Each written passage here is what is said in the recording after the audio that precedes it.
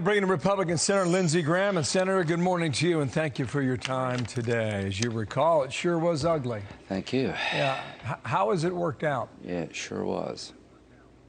Terrible at every level. Number one, this decision was against sound military advice. The military told President Biden we needed a residual force to avoid what happened.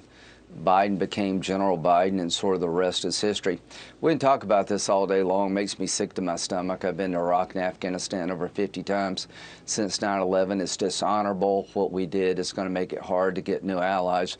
But here's my takeaway. The likelihood of another attack in the, on American soil and American allies emanating from Afghanistan because of what Biden did is through the roof. We haven't ended any war at all. We started a new one.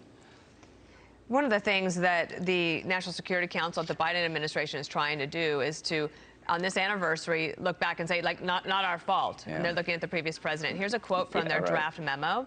Former President Trump's 2020 agreement with the Taliban empowered the Taliban, weakened our partners in the Afghan government, and committed to withdrawing our troops a few months after President Biden's inauguration with no clear plan for what should come next. What they don't include there, as I understand it, that there were conditions that had to be met if those with troops were going to come home.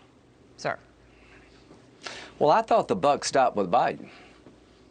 What happened to that concept? You got a memo now trying to blame Trump, and you can look back over history. There'll be some blame there. But it was Biden's decision to pull the plug on Afghanistan against sound military advice. There were conditions in place for our withdrawal. The Taliban were not meeting in those conditions. You know, this was a political decision by Biden. He wanted to get out by 9/11, 2021, 20 years later. He wanted to be the American president that ended America's longest war. Well, it backfired on him. We didn't end the longest war. We started a new one. Al-Qaeda camps are emerging, training camps are emerging in Afghanistan as I speak, and the border is broken. So the same people who are talking about Afghanistan are also in control of your border. This is one of the biggest mistakes in the war on terror. It is setting in motion, I can't say this enough, another attack against America, 9/11 style, because we've abandoned Afghanistan. We're repeating history, and it was all avoidable. The buck does stop with Joe Biden. There's nobody else to blame but him. He's been wrong about everything for the last 30 or 40 years. My biggest fear about him being president is he would do something this stupid. Wow. You know, Al-Qaeda, some measure of it has moved back into Kabul. Zawahiri taken out a week ago is good evidence of that. You got ISIS battling with Al-Qaeda. Do you have any indication that ISIS worked with us to locate Zawahiri in Kabul? Who knows? We got one guy, and I applaud the killing of Zawahiri. He was one of the planners of 9/11. He was the head of Al-Qaeda. But look where he was at. He was in a guest house owned by the #2 Taliban commander. So the idea they're not working with the Taliban is a joke. So you got ISIS fighting Al-Qaeda, and Al-Qaeda is aligned with the Taliban. What do these three groups have in common? They're radical Islamists. What have we learned in the last year? If you're a woman in a radical Islamic country, your life is miserable.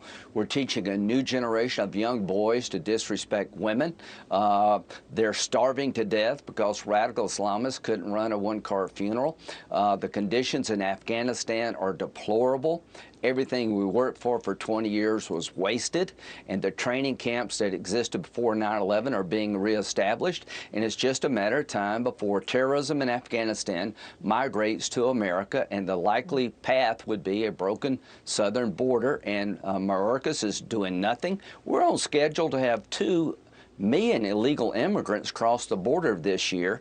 At the same time, Al-Qaeda is present in Afghanistan working with the Taliban. How do you think this movie's going to end?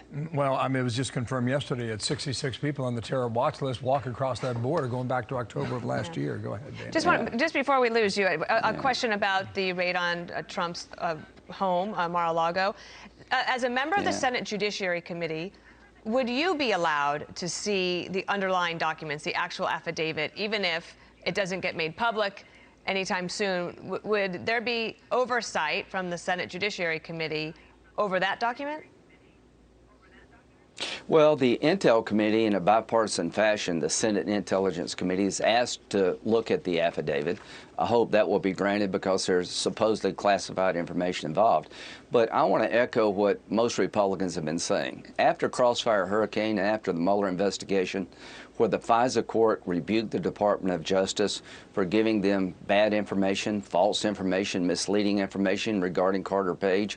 When it comes to Trump, there are no rules. Every Republican should be suspicious of what's happened in the past happening again. So we need the affidavit. Show your cards. Merrick Garland can't have it both ways. He can't give us the inventory, the warrant, without telling us why it was necessary to raid the former president's home and there was no less intrusive method available. The affidavit should help us a lot understand what happened here. And without the affidavit, we're flying blind in the dark, and the American people are going through too much pain, too much heartache on this endless effort to destroy Donald Trump.